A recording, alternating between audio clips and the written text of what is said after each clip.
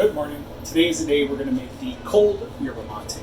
The hot yerba mate is really good in the wintertime, but in the summertime, I always like to have a little bit of a cool drink. So what I'm going to do today, I have a couple things down here. A few of the things are optional.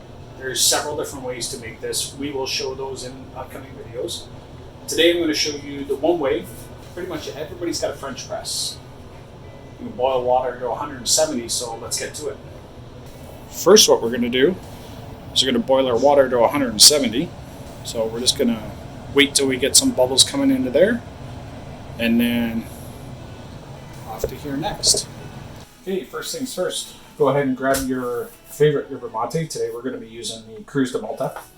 And in a French press, what I do is I put 5 spoons just like that. 1, 2, 3, 4, and 5. Then I kind of bring that over to the side a little bit. Optional is a little bit of honey. Pour a bit of honey in there. Mangoes, peaches, whatever you like. So I go ahead and don't cut my finger off. Using the wife's crazy sharp one here. Not sure if I'm allowed to use this thing or not, but so I do is go ahead and cut up some fruit. And then, not sure what these are called. I always forget.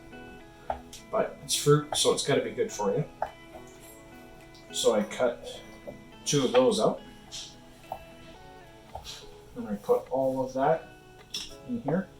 One thing with a cold yerba mate, on your French press you have this screen, so you don't need to dust it. Now I'll just put a little bit of water in there from the fridge, about a shot. This way it doesn't burn that tea. Now we have our water at 170, and I just go ahead and I pour the hot water on top of the cold I just put in there. And I pour that all the way up to the top. Now, you can do this several ways. I let ours stand for 15 minutes. Some people let it sit overnight. Some people do 10 minutes. I would start at the 15 and kind of see what you like from there. But basically, we're done here. The only thing I do, kind of a little bit, not different, but every once in a while during the 15 minutes, I'll plunge it down and then just pull it up. Kind of mixes the fruits, the honey. Look at the color of that already, eh? And then I'm gonna set a timer. 1-5, start. Let that sit for 15 minutes.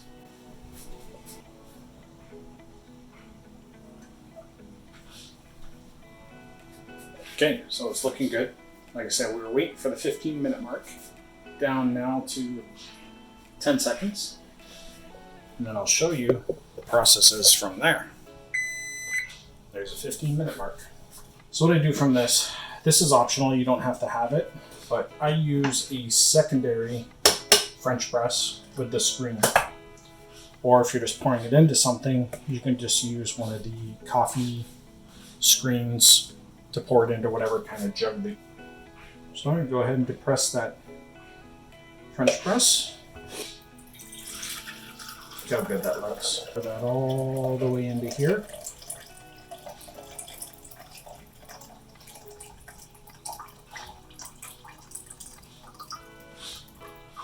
All that goodness out.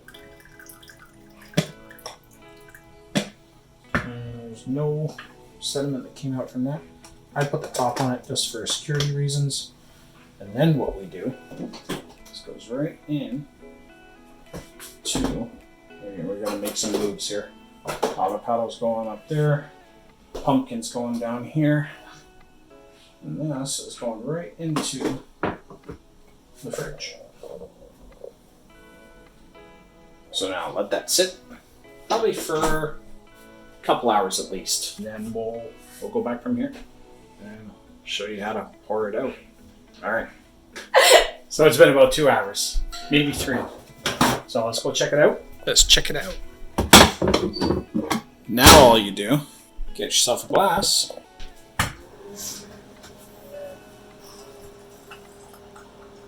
If you want to top that up with a little bit of water, hang on a second.